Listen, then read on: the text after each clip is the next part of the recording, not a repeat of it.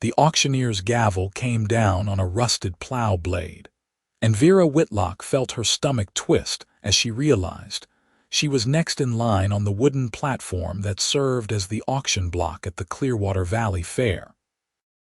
She had understood the custom when the settlement coordinator explained it to her 3 days ago, tired and hungry after 2 weeks of walking south from the ruins of Iron Peak. The valley needed workers, newcomers needed placement, and the old bride auction was merely a matching system where families bid small goods for the right to hire new arrivals for a season of labor with room and board included. Not marriage, the coordinator had assured her, though the name lingered from cruder times. Just work, just a chance to start over somewhere that had not burned. But standing here now, watching the crowd of valley farmers and craftsmen eye her green skin and the small tusks that curved up from her lower jaw, Vera wondered if anyone had bothered to tell them that orcs were people too, or if they simply did not care. "Next up," the auctioneer called, a reed-thin man with a voice like gravel shaking in a bucket. "We have Vera Whitlock, lately of Iron Peak, experienced in field work, cooking, and general farm labor. Strong back, good health. Who will start the bidding at 2 chickens?" Silence fell over the crowd like a wet blanket smothering a fire. Vera kept her chin up and her shoulders square, the way her mother had taught her, the way you faced down anything that wanted to see you crumble. Her worn travel dress hung loose on her frame after weeks of short rations, but she stood straight in her scuffed boots and met the eyes of the men and women gathered in the town square. Not one of them met her gaze for long. 2 chickens, the auctioneer repeated, his voice taking on a wheedling quality. "Come now, that is practically nothing for a season of good work. 2 chickens for this strong young woman who can pull her weight and then some."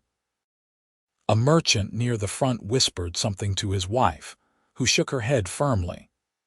A farmer with dirt under his nails and skepticism in his eyes turned away entirely, moving toward the ale tent. Vera felt heat creep up her neck, not quite shame but something close to it, something that made her want to bolt from the platform and keep walking south until she hit the sea. 1 chicken, the auctioneer tried, desperation creeping into his tone. "Surely someone needs an extra pair of hands before harvest." "Not green hands," someone muttered from the back, and a ripple of uncomfortable laughter spread through the crowd. Vera's jaw tightened. She had picked apples in Iron Peak's valley orchards for 3 seasons before the raids came. She had helped her neighbors build a barn in 4 days when the miller's roof collapsed. She could work circles around half these soft valley farmers who probably had never seen a real winter or real trouble. But none of that mattered when they looked at her and saw only the color of her skin and the shape of her teeth. "This is irregular," the auctioneer said, tugging at his collar. "The agreement with the settlement office requires a placement for every newcomer." "I cannot simply—" "4 chickens," a voice called out, clear and calm from somewhere in the middle of the crowd. Every head turned. Vera felt her heart skip as the speaker pushed through the cluster of onlookers. A man perhaps a few years older than her own 22, with sun-darkened skin and light brown hair that fell across his forehead in a way that suggested he cut it himself without much care for style. He wore a workman's shirt with the sleeves rolled to his elbows and trousers patched at the knees, but there was something in the easy way he moved, the slight smile on his face, that suggested he was entirely unbothered by the stares following him. 4 chickens, the man repeated, stopping at the base of the platform and looking up at Vera with eyes the color of new summer leaves. "And I will throw in a bushel of last season's apples if that sweetens the contract." The auctioneer blinked rapidly. "That is more than generous, Mr. Voss. But are you certain?" "The Thornwood estate already has 4 chickens," the man said again, and this time there was a firmness under the pleasant tone, something that suggested he did not intend to be argued with. "Do we have an agreement, or do I need to bid against myself to make this official?" "No, no," the auctioneer said quickly, relief flooding his features. "4 chickens to Mr. Flynn Voss for the contract of Vera Whitlock." "Miss Whitlock, please step down and finalize the terms with your new employer." Vera descended the platform on legs that felt steadier than they had any right to, given that her entire future had just been decided by a man trading poultry for her labor. Flynn Voss waited at the bottom, hands in his pockets, that small smile still playing at the corners of his mouth. "I am Flynn," he said simply, offering his hand. "Welcome to Clearwater Valley." She took his hand carefully, aware of her own strength, and the delicacy required when shaking hands with humans who bruised easily. His grip was firm and warm, calloused in the way that spoke of real work, not the soft hands of a man who only pointed and directed. "Vera," she said, though he obviously already knew her name. "Thank you, I think." His smile widened into something more genuine. "You are wondering what kind of man trades 4 chickens for a worker when no one else would bid 2. "The thought crossed my mind," Vera admitted. "The practical kind," Flynn said, releasing her hand and gesturing for her to follow him away from the platform where the auctioneer was already calling up the next newcomer. "I manage the Thornwood Estate orchards, about 3 miles north of town. The owner lives in the capital and visits, perhaps once a year if we are lucky. It is good land, but it has been neglected, and I have been trying to keep it running with just myself and old Samuel, who does the heavy hauling. I need another pair of hands, especially with harvest coming in 6 weeks." They walked through the fair crowds, past stalls selling ribbon and ironwork and fresh bread. Vera caught several people staring, a few with outright hostility, but Flynn seemed oblivious or indifferent. He nodded pleasantly to a woman selling herbs, paused to let a child chase a runaway piglet across their path, and moved with the unhurried confidence of someone entirely at home in his own skin. "Why did no one else bid?" Vera asked quietly. Flynn glanced at her, and for the first time she saw something other than easy amusement in his expression, something harder, older. "Because they are fools," he said bluntly, "and because this valley has been isolated too long from the rest of the world. They have heard stories about orcs from traders and soldiers, and they believe every ugly rumor because it is easier than thinking for themselves. And you do not believe the stories." "I worked a harvest season up in Greystone when I was 18, Flynn said, pausing at a stall to purchase a loaf of dark bread and some hard cheese, which he tucked into the canvas bag slung over his shoulder. "The crew was mixed, humans and orcs both, and the orc workers were the most reliable people I ever met. Showed up on time, did the work, did not complain. One of them, Mara, taught me how to properly prune apple trees so they would bear heavier fruit. So no, I do not believe the stories, or at least not the stupid ones." Vera felt something tight in her chest loosen slightly. "That still does not explain why you paid twice what the asking price was." Flynn's smile returned, softer this time. "Because you stood up there with your head high while they tried to pretend you did not exist. And I figured anyone with that much spine deserved better than to be treated like weak old fish at market. Also, I genuinely do need the help, and I am not fool enough to pass up a good worker over something as meaningless as skin color." They reached the edge of the fair grounds where a sturdy wagon hitched to a placid gray mare waited in the shade of an old oak. Flynn helped Vera up onto the bench seat, then climbed up beside her and took the reins with practiced ease. "The terms are these," he said as they pulled onto the road heading north out of town. "You work the orchard alongside me and Samuel, help with the general upkeep of the estate buildings, and assist with harvest when the time comes. In exchange, you get room and board in the cottage by the south field, wages of 10 silver a month, and Sundays off, unless there is emergency work. The cottage has its own door and lock, and what you do with your free time is your own business. This is employment, not indenture. If you decide the work does not suit you or you want to move on, you give me 2 weeks' notice and we part ways fairly. Does that sound reasonable? Vera stared at him. 10 silver a month was more than she had made in Iron Peak, and her own cottage meant privacy, safety, space to breathe. That sounds more than reasonable, she said carefully. That sounds generous. Flynn shrugged. That is the going rate for orchard work in this valley, maybe a touch more because you will be doing a variety of tasks. I'm not doing you a favor, Vera. I am hiring someone I hope will do good work, and I am paying accordingly. There is no debt between us except an honest day's labor for honest wages. The road wound through rolling farmland dotted with stands of old-growth forest. They passed other homesteads, fields of wheat and barley turning gold under the late summer sun, sheep grazing on hillsides. Vera found herself relaxing incrementally, the tension that had been her constant companion since fleeing Iron Peak easing just slightly. "Can I ask what happened in Iron Peak?" Flynn said after a while, his tone careful. "You do not have to answer if you would rather not." "Raids," Vera said simply. "A warlord named Cragg decided our valley belonged to him, and when the council refused to bend the knee, he burned the settlement. Some of us got out. Many did not." "I am sorry," Flynn said, and the simple sincerity in his voice made Vera's throat tighten.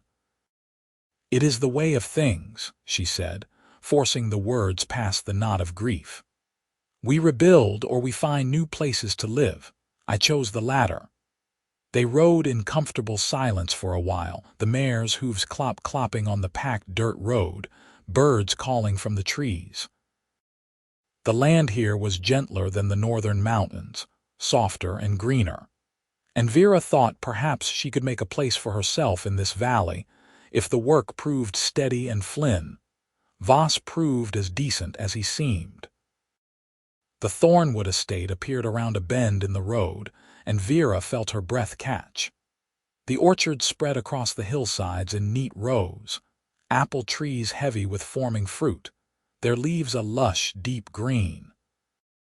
The main house was a handsome 2-story structure of fieldstone and timber, well-maintained if a bit lonely-looking with its shuttered windows. Outbuildings dotted the property. A large barn, an equipment shed, a smokehouse, and there, on the edge of the south field, a small cottage with a tidy vegetable garden and a front porch just wide enough for a single chair. "That is yours," Flynn said, pointing to the cottage. "I live in the main house. Keep the rooms aired out and ready in case the owner decides to visit. Samuel has a room above the barn. The well is between the house and the cottage, good cold water year-round.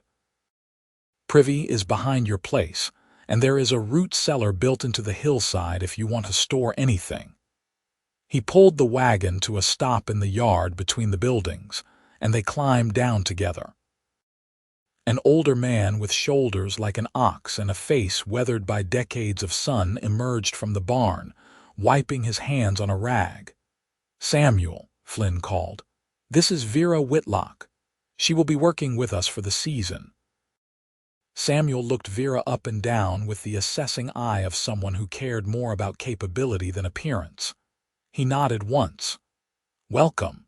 You know your way around a ladder." "Yes, sir," Vera said. "Good. We will be pruning the upper branches next week, and my knees are not what they used to be." He tucked the rag into his belt and headed back into the barn without further comment, which Vera found oddly reassuring. No fuss, no staring, just the practical concerns of a man with work to do. Flynn showed her to the cottage, which was small but clean, with a good iron stove, a bed frame with a corn husk mattress, a table and 2 chairs, and a shelf for belongings. Sunlight streamed through the front windows, and the back door opened onto a view of the orchards climbing the hillside. "I will let you settle in," Flynn said from the doorway. "There is bread and cheese in the bag for your supper, and you can draw water from the well. Take today and tomorrow to rest and get your bearings. We will start work properly on Monday early, when the day is still cool."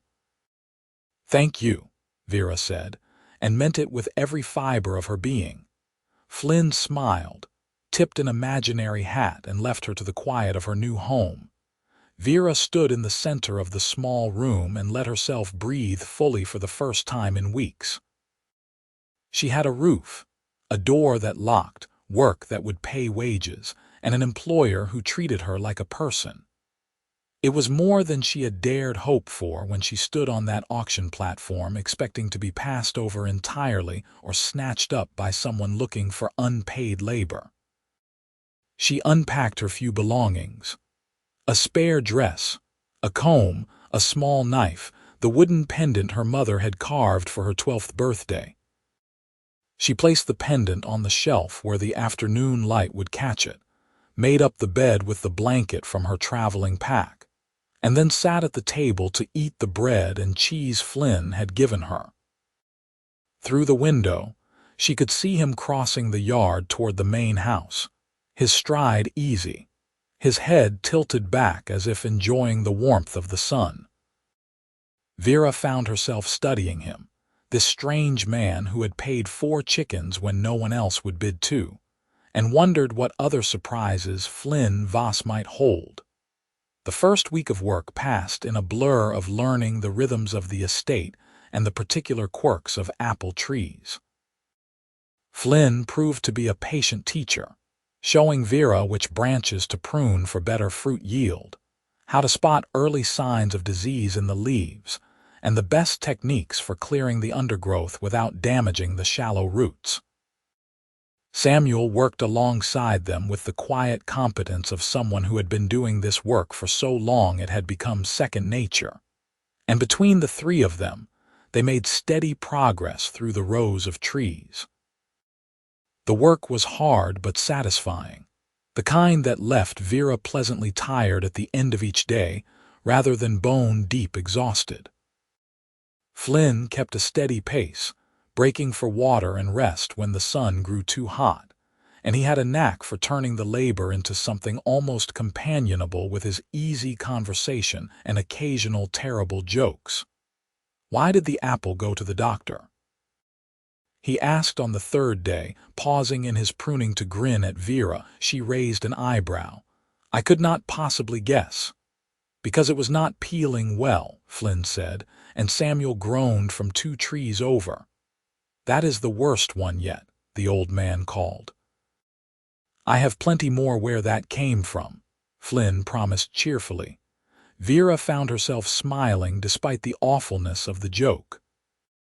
There was something infectious about Flynn's good humor, the way he moved through the world as if he expected it to be a fundamentally decent place, and was pleasantly unsurprised when it lived up to that expectation.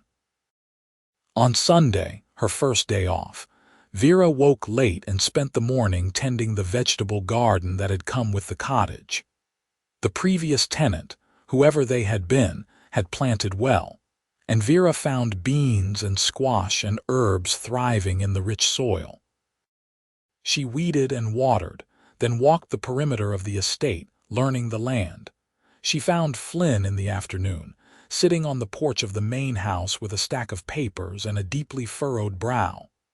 "Account books," Vera guessed, climbing the steps. "Estate records," Flynn said, looking up with a grimace. "The owner, Lord Thornwood, is supposed to send funds for repairs and improvements, but the last payment was 6 months ago and these buildings are starting to show their age. The barn roof needs patching before winter, and the equipment shed is developing a lean that worries me." Vera settled onto the porch railing. "Can you write to him and request the funds? I have written 3 times, Flynn said, tapping the papers with frustration. No response. I suspect he has forgotten he even owns this place, or he is having financial troubles of his own and does not want to admit it. What happens if he cannot pay for upkeep? Flynn's expression darkened. Then he will likely sell the estate to someone who can, and whoever buys it may not want to keep on the current staff. I have been here 5 years, Samuel for 12. This is our home as much as it is anyone's. Vera felt a chill despite the warmth of the afternoon. She had only just found stability, and the thought of losing it to the whims of some distant lord made her stomach clench. Is there anything that can be done? Not much, Flynn admitted. I have been setting aside what I can from my wages, thinking maybe someday I could buy the place myself, but land is expensive, and I am still years away from having enough. He shook his head, visibly pushing the worry aside. But that is a problem for future Flynn. Present Flynn is going to enjoy his Sunday afternoon and maybe take a walk down to the creek. Would you like to come? There is a good swimming hole and the weather is perfect for it. Vera hesitated, then nodded. The account books and their implications could wait. For now, she would take the afternoon and the offer of easy company. They walked through the orchard and down a narrow path that wound through a stand of birch trees to a creek that ran clear and cold over smooth stones. The swimming hole was a wide pool where the water deepened, shaded by overhanging willows and edged with soft grass. Flynn kicked off his boots and waded in without ceremony, sighing happily as the water reached his knees. This is the best part of summer, he declared. Cold water and no work waiting. Vera sat on the bank and removed her own boots, dipping her feet into the current. The cold was shocking and wonderful, and she found herself grinning. You should come in properly, Flynn said, floating on his back with his eyes closed against the sun. The deepest part is only chest high, and it will feel amazing after a week of work. I did not bring a change of clothes, Vera pointed out. Neither did I. They will dry. He cracked one eye open and smiled at her. Live a little, Vera. She laughed, surprised by the lightness of it, and waded in fully clothed, gasping as the water soaked through her dress and reached her waist. Flynn was right, though. It felt incredible, washing away the sweat and dust of the week, cooling her sun-warmed skin. They swam and floated and talked about nothing important. The best way to cook apples, the worst weather they had each experienced, whether or not Samuel had ever been young. The afternoon stretched out in that timeless way that good days have, and Vera realized she was happy, genuinely happy, for the first time since Iron Peak burned. Can I ask you something? Flynn said eventually, treading water near the center of the pool. You can ask, Vera said carefully. Why did you look so surprised when I laid out the terms of employment that first day, the cottage and the wages and all of it? Vera considered how much to share, then decided Flynn had earned honesty. Because I expected the auction to be exactly what it sounded like, a purchase, not a hiring. I thought whoever bid for me would own my labor, maybe more, for as long as they chose.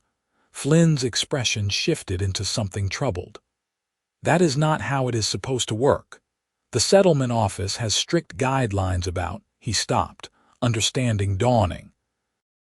But you had no way to know that, and you went up there anyway. I did not have many other options, Vera said simply.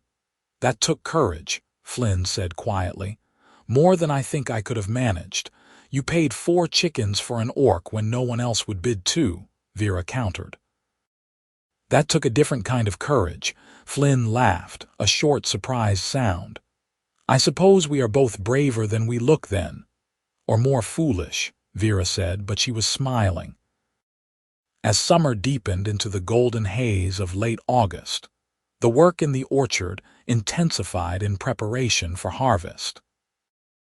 Vera learned to judge the ripeness of apples by the give of their flesh and the ease with which they released from the branch, learned which varieties would keep through winter, and which needed to be pressed for cider immediately. Flynn proved to be as reliable as the sunrise, always ready with a steady hand or a word of encouragement when the work grew tedious. They fell into patterns, the three of them. Early mornings before the heat set in, working until midday, then breaking for a meal in the shade before resuming in the cooler afternoon.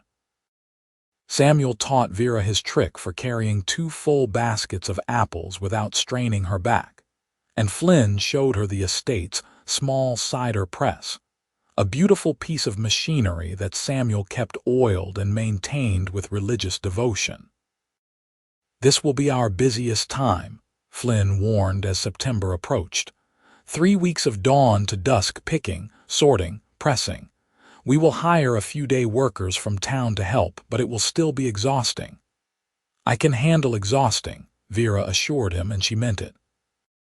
What she did not mention was how much she had come to care about the estate, the orderly rows of trees and the rhythm of the work, and the small cottage that had become more of a home in 6 weeks than anywhere had felt in a long time.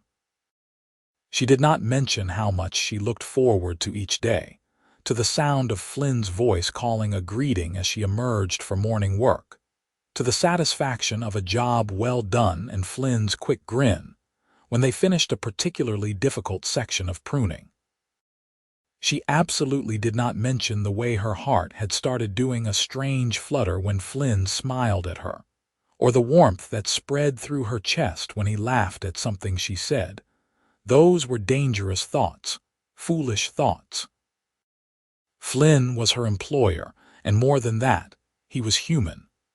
Whatever friendship had grown between them over the summer, it could not be anything more. The world did not work that way, especially not for an orc woman and a human man in a valley that had made its prejudices clear at that auction.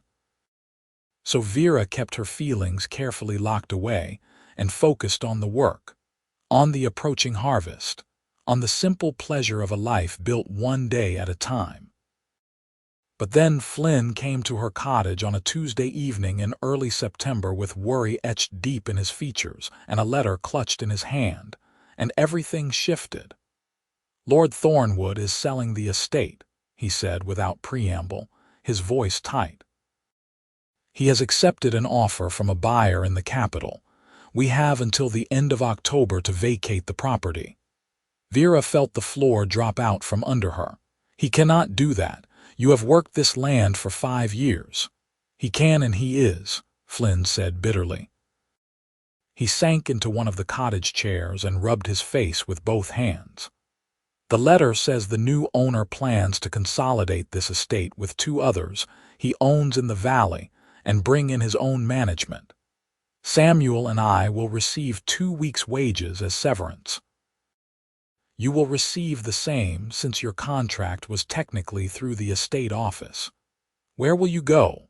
Vera asked, her mind already racing ahead to her own uncertain future. "I do not know," Flynn admitted. "Samuel has family down in Millbrook he can stay with, but I have been here so long I never thought about what comes next. Maybe I can find work on another estate or hire on with a merchant caravan for a season." He looked up at her, and the defeat in his eyes cut deeper than any blade. "I am sorry, Vera. I know you just got settled here. This is not fair to you." "It is not fair to any of us," Vera said sharply.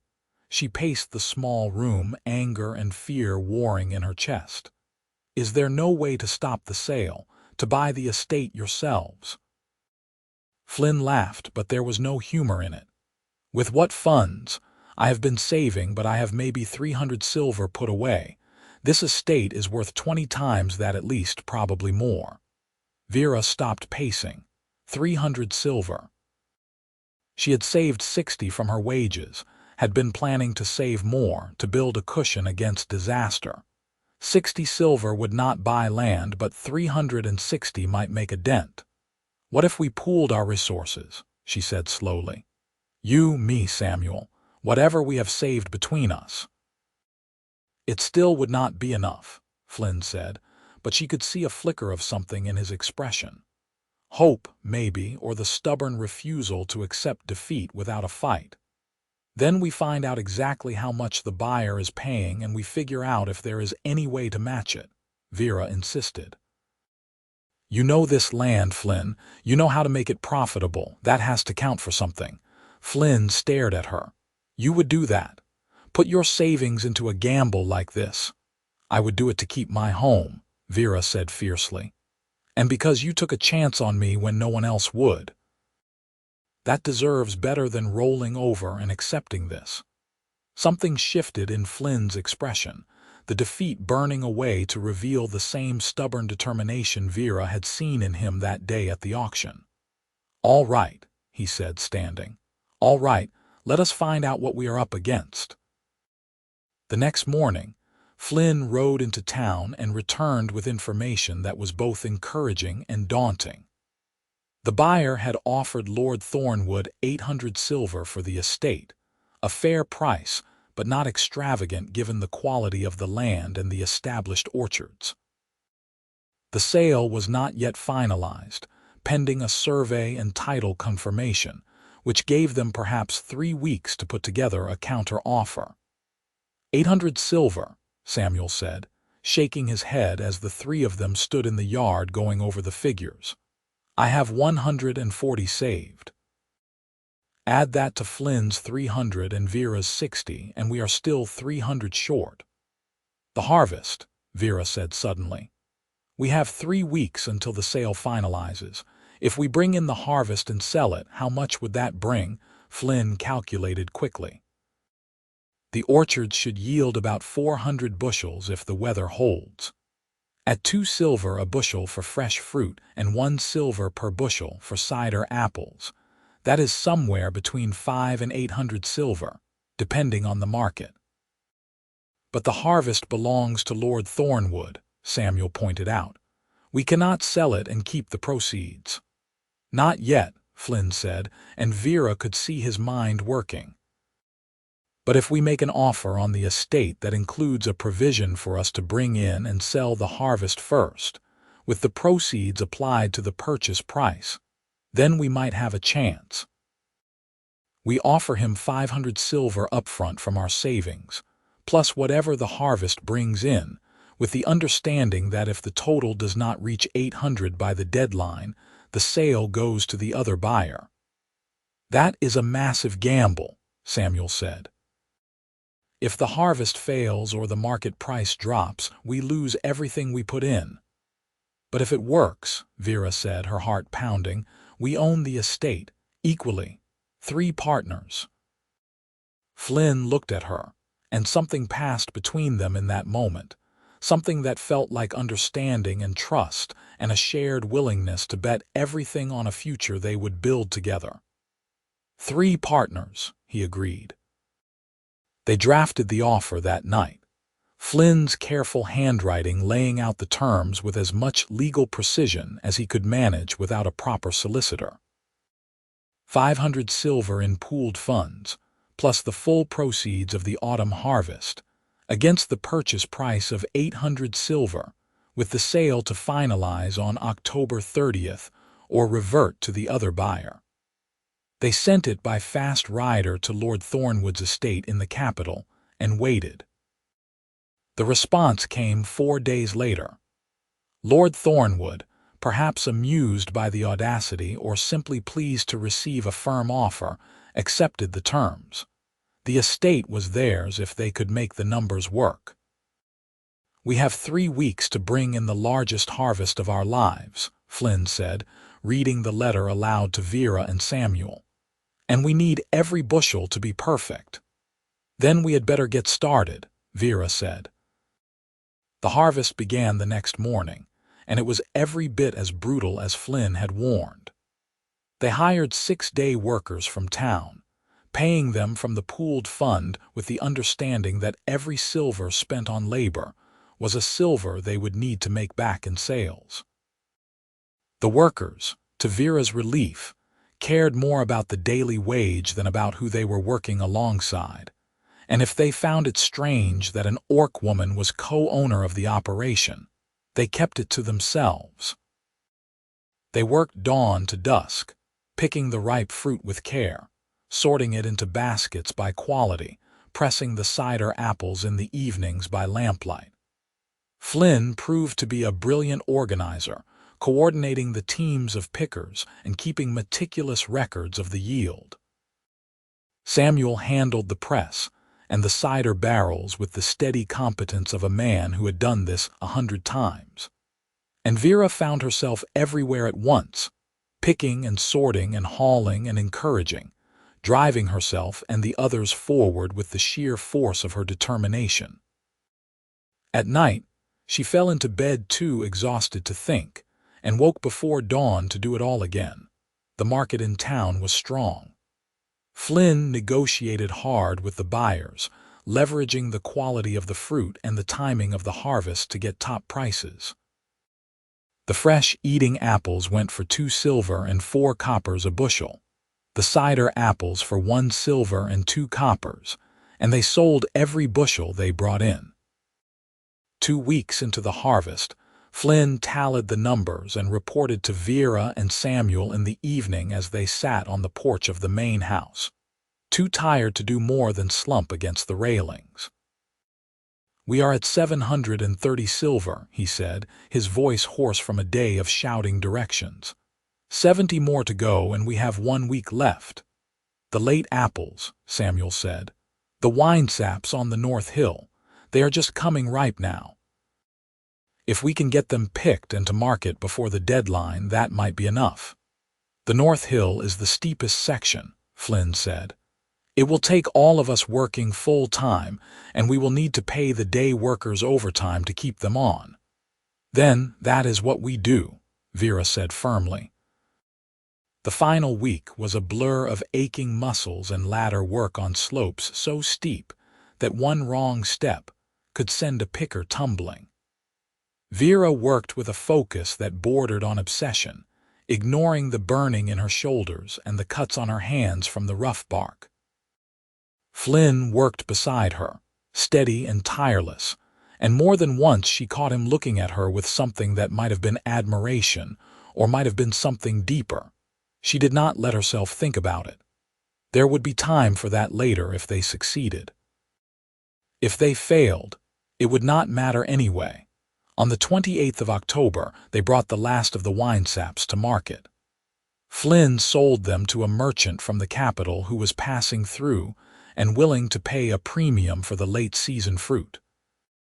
Vera waited in the town square with Samuel, watching the negotiations with her heart in her throat. Finally, Flynn shook hands with the merchant, accepted the purse of silver, and walked back to where Vera and Samuel stood. 815 silver, he said quietly. "We did it." Vera felt her knees go weak. Samuel let out a whoop that turned heads all across the square. Flynn just smiled, tired and triumphant, and Vera wanted to throw her arms around him but settled for gripping his hand hard enough that he winced. "We did it," she echoed. The following day, the 3 of them rode to the land office in the county seat, a larger town 10 miles east. The clerk, a prim woman with spectacles and a permanent expression of faint disapproval, reviewed their documents with excruciating slowness. "Your pooled funds total 815 silver, she confirmed. "And you are purchasing the Thornwood estate jointly, all 3 names on the deed." "That is correct," Flynn said. The clerk sniffed, glancing at Vera with barely concealed distaste. "This is highly irregular. Joint ownership among non-relatives, and one of you not even human. Is there a legal barrier to the sale?" Flynn interrupted, his voice sharp. The clerk pressed her lips into a thin line. "No, if you have the funds and Lord Thornwood has agreed to the sale, the law permits it." "Then draw up the deed," Flynn said. 20 minutes later, they walked out of the land office with a deed that named Flynn Voss, Samuel Gaines, and Vera Whitlock as equal co-owners of 160 acres of orchard, pasture, and woodland, plus all buildings and improvements thereon. Samuel headed straight for the tavern to celebrate with a pint and a meat pie. Flynn and Vera walked back to the wagon in silence, the enormity of what they had just done settling over them like a blanket. "We own land," Vera said finally, staring at the deed in her hands. "We own land," Flynn agreed. "Equal partners, which means you have just as much say in what happens to the estate as Samuel or I do." "That is terrifying," Vera admitted. Flynn laughed. "It is a bit, but I think we can manage it together." They climbed onto the wagon bench, and Flynn took the reins, guiding the mare back toward the road home. Home. The word settled into Vera's chest with a rightness that made her eyes prickle with unexpected tears. "Thank you," she said quietly, "for bidding 4 chickens. For treating me like a partner instead of a hired hand, for believing we could do this." Flynn glanced at her, and the look in his eyes made her breath catch. "You know why I bid 4, right?" he said. "It was not just because I needed help with the harvest." Vera's heart started to hammer. "Why then?" "Because I looked at you standing up there with your chin raised and your shoulders back, refusing to be diminished by their prejudice, and I thought you were the bravest, most beautiful person I had ever seen," Flynn said, his voice low and steady. "And I wanted the chance to know you, to see if you were as remarkable as you seemed in that moment. And you are, Vera. You are more remarkable than I could have imagined." Vera could not breathe, could not think. She stared at Flynn, at the honesty in his face, and felt every careful wall she had built around her feelings crack and crumble. "Flynn," she said, and her voice shook. "I am an orc. You are human. People in this valley already stare when I walk through town. If there was anything between us, it would make things harder for you." "Let them stare," Flynn said fiercely. "I do not care what they think. I care what you think. I care how you feel." "I feel like I have been trying not to fall in love with you for 2 months," Vera whispered. "And I am not sure I have succeeded." Flynn pulled the wagon to the side of the road, set the brake, and turned to face her fully. "I started falling the moment you shook my hand at the auction," he said. "And I have been gone for you since the day you decided we should fight for this estate, instead of just accepting defeat. You are brilliant and fierce and kind, and I do not want to spend another day pretending I do not feel this way." "The valley will not approve," Vera said, even as her heart screamed at her to stop arguing and just take what he was offering. "The valley does not get a vote in who I love," Flynn said simply. Vera felt the last of her resistance shatter. She reached out, cupping his face in her hands, feeling the warmth of his skin and the rasp of stubble against her palms. "If we do this," she said, "there is no going back. People will talk. They may refuse to do business with us. It could hurt the estate. Or it could show them that their prejudices are meaningless," Flynn countered. "Either way, I would rather face it with you than spend my life regretting that I let you go because I was afraid." Vera kissed him, leaning across the wagon bench, pouring 2 months of suppressed longing into the press of her lips against his. Flynn's arms came around her, pulling her closer, and for a long, perfect moment, nothing else existed except the two of them and the choice they were making. When they finally broke apart, both breathing hard, Flynn rested his forehead against hers. "So we are doing this?" he asked, and she could hear the smile in his voice. "We are doing this," Vera confirmed. They drove the rest of the way home hand in hand, and when they told Samuel that evening, the old man just shook his head with a grin. "About time," he said. "I have been watching you two dance around each other for weeks. Just do not make me sit through a long engagement. I am old and I want to see you properly settled before my knees give out entirely." Flynn laughed. "We will try not to keep you waiting, Samuel." Winter came to the valley in a sweep of cold winds and early snow, and the estate settled into the quieter rhythms of the off-season. There were still tasks to occupy them: pruning the dormant trees, repairing equipment, maintaining the buildings. But the urgency of the harvest was gone, replaced by a comfortable routine that gave Vera and Flynn time to simply be together. They courted properly, by the standards of the valley, though their version of courtship involved more discussions of orchard management and shared labor than most. Flynn walked Vera to town on Sundays when the weather allowed, weathering the stares and whispers with a pleasant indifference that Vera found both admirable and infuriating. She wanted to shake the townspeople, to demand they see Flynn's worth and stop judging him for loving her, but Flynn insisted it was not worth the energy.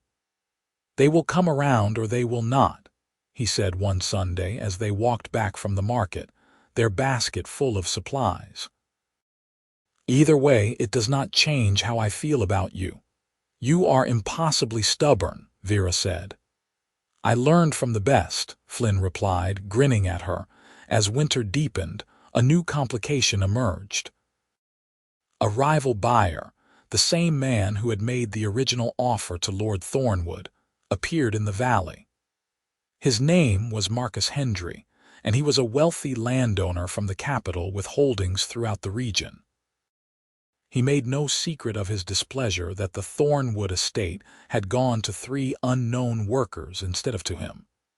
"He has been buying up land in the valley," Samuel reported after a trip to town in January. "Consolidated 3 farms in the past year, all of them struggling financially. People are saying he is building an empire." "Let him build it somewhere else," Flynn said. "We are not selling." But Hendry proved persistent. He visited the estate in early February, arriving in a fine carriage with a driver and a clerk in tow. Flynn, Vera, and Samuel met him in the yard, united in their refusal to be intimidated. Hendry was a man in his 40s, well-dressed and smooth-spoken, with the kind of smile that never quite reached his eyes. "Mr. Voss," he said, offering his hand. "I wanted to meet the man who managed to outbid me for this fine property." Flynn shook his hand with cool politeness. "Mr. Hendry, what can we do for you?" "I will be direct," Hendry said. "I am prepared to offer you 1,000 silver for the estate. That is a 200 silver profit on your purchase price, and far more than you are likely to make from the orchards in the next 5 years. It is a generous offer." "We are not interested in selling," Flynn said flatly. Hendry's smile thinned. "You should consider carefully before refusing. Operating an estate is expensive, and without Lord Thornwood's backing, you will find it difficult to secure credit or trade agreements. I have influence in this valley, Mr. Voss. It would be easier to work with me than against me." "Is that a threat?" Vera asked, stepping forward. Hendry turned his gaze on her, and she saw the flicker of disdain before he smoothed his expression. "Not at all, Miss Whitlock. Merely a statement of fact. The valley operates on relationships and trust, and newcomers often find it challenging to establish themselves." "We are not newcomers," Samuel said quietly. "I have been working this land for 12 years, Flynn for 5. We know the valley and the valley knows us." "But not her," Hendry said, nodding at Vera. "And given the valley's feelings about orcs, I imagine that association makes things rather difficult for all of you." "Our partnerships are not your concern," Flynn said, his voice hard, "and this conversation is over. Good day, Mr. Hendry."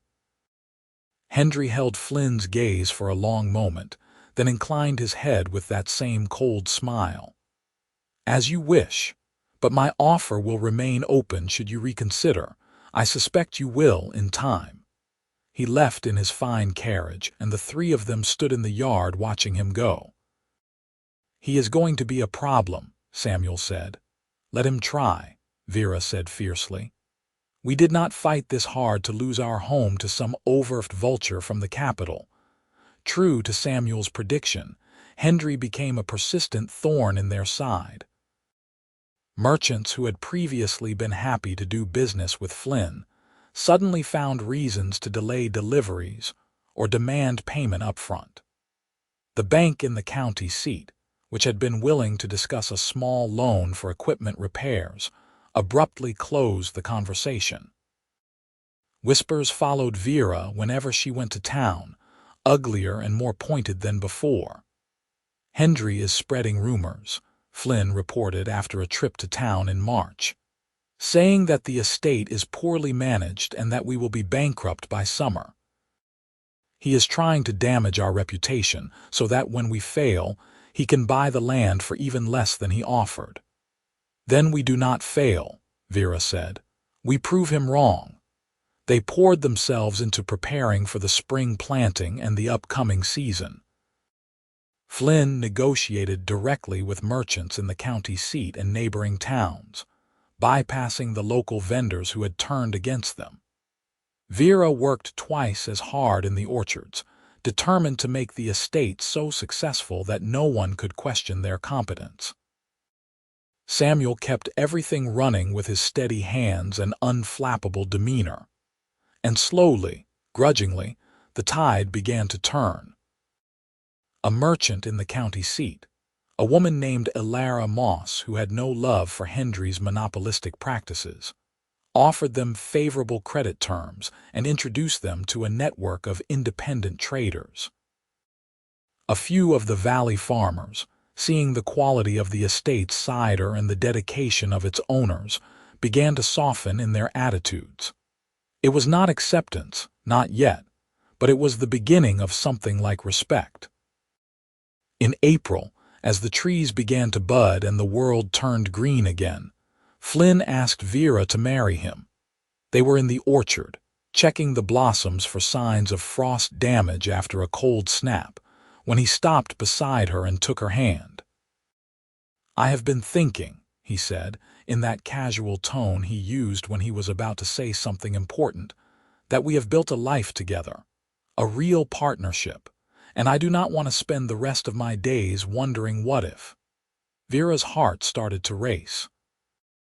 "Flynn, I love you," he said simply. "I love your strength and your stubbornness and the way you refuse to let the world make you small. I love the way you laugh when you think no one is listening, and the way you always check on Samuel when it is cold to make sure he is wearing a warm coat. I love every part of you, Vera, and I want to spend my life showing you that." He knelt on the damp earth between the rows of apple trees, still holding her hand. "Will you marry me?" Vera felt tears spill down her cheeks. "Yes," she said, her voice breaking. "Yes, of course I will marry you." Flynn stood and kissed her, and the world seemed to bloom around them, the orchard coming alive with spring and promise. They married in early May, in a simple ceremony at the estate with Samuel as witness and Vera Moss, and a handful of their allies from the county seat in attendance.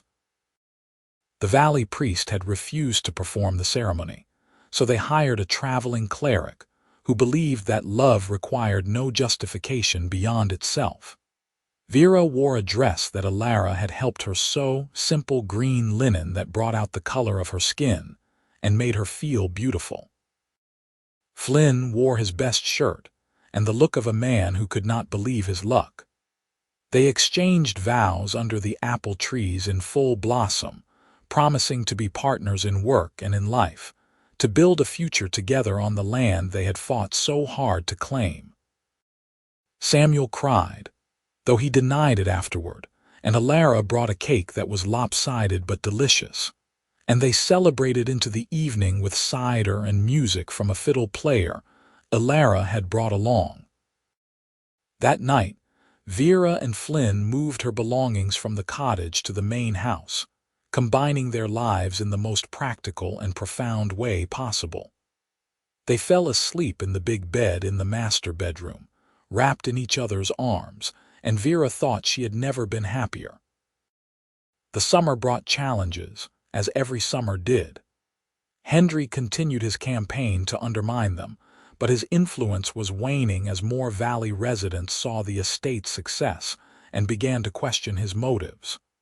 A few even apologized to Flynn and Vera, awkward and stilted, but genuine.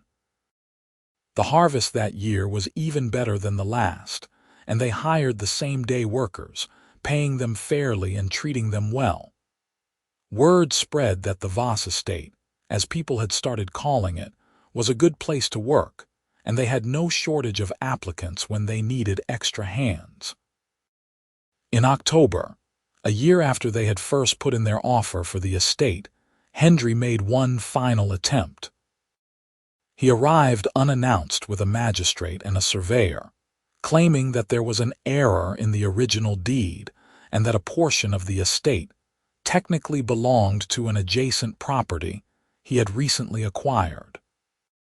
Flynn, Vera, and Samuel met him at the boundary line he claimed was in dispute, with Alara and several of their allies from town present as witnesses.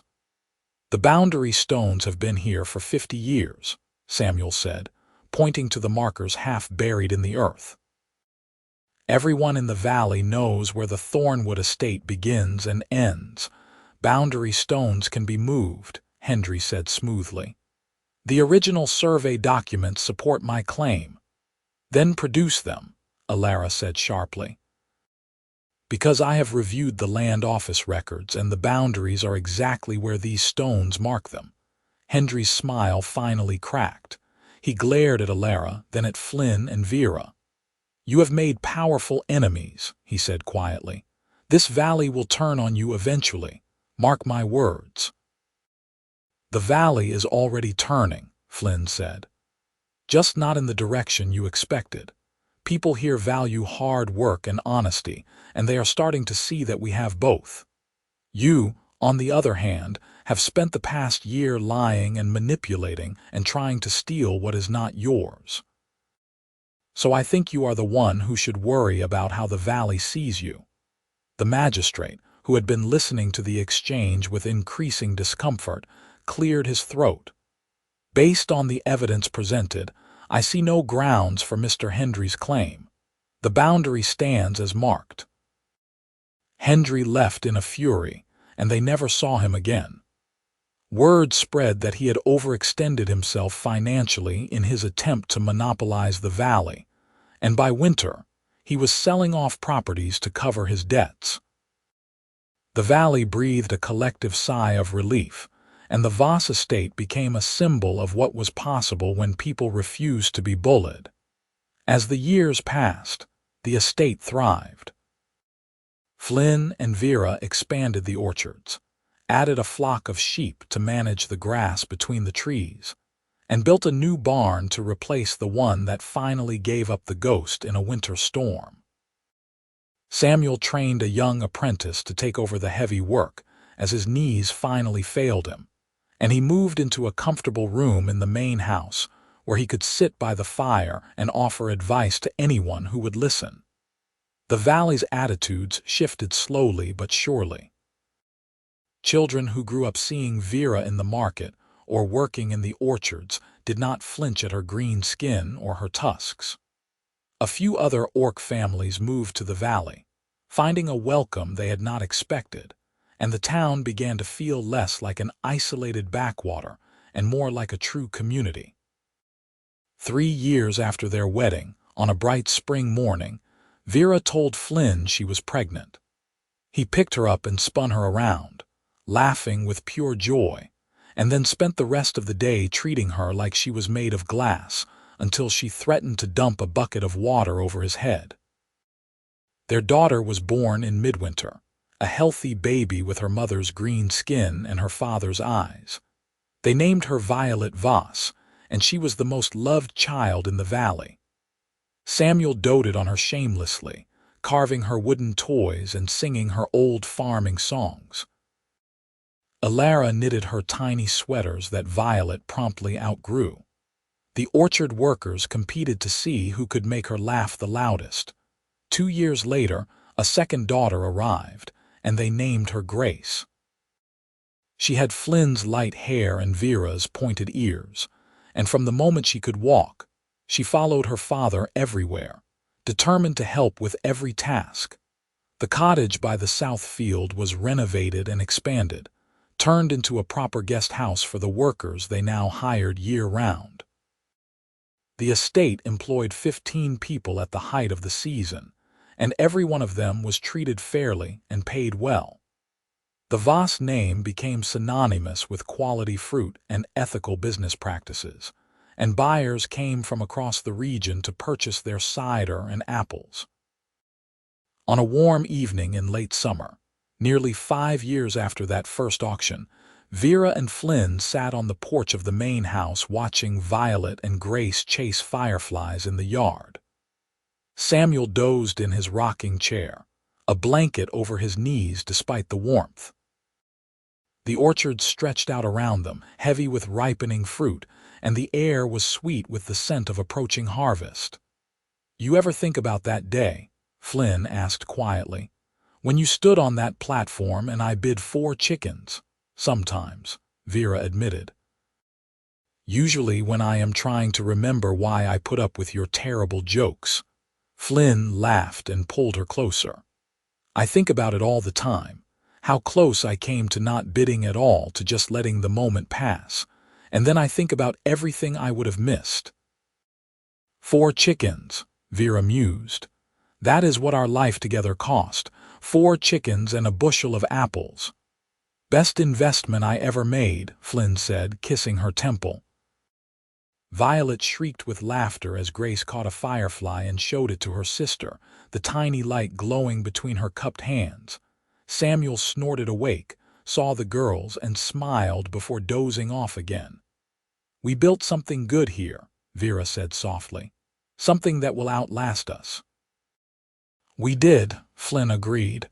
"Together." And as the sun set over the orchards and the fireflies danced in the gathering dusk, Vera Voss thought about the girl she had been, standing on an auction block with her head held high and her future uncertain, and the woman she had become, rooted and settled and surrounded by love. She thought about the man who had seen past her green skin to the person beneath, who had paid 4 chickens when no one else would bid 2, and who had spent every day since proving that kindness and courage could change the world. The harvest would come soon, and there would be work and challenges and the endless cycle of seasons. But for now, in this moment, there was only peace and family and the sweet knowledge that she was exactly where she belonged. The stars began to emerge overhead, bright and constant, and Vera leaned her head on Flynn's shoulder and let herself simply be happy. The past was gone, the future would come in its own time, and the present was full of everything that mattered. 4 chickens. A bid that had seemed like nothing, like a whim or a foolish gesture. But it had been the beginning of everything, a partnership, a love, a family, a legacy. And as Vera sat there with her husband and her children and her old friend, surrounded by the land they had fought for and the life they had built, she knew that some things were worth more than their weight in gold. Some things were priceless.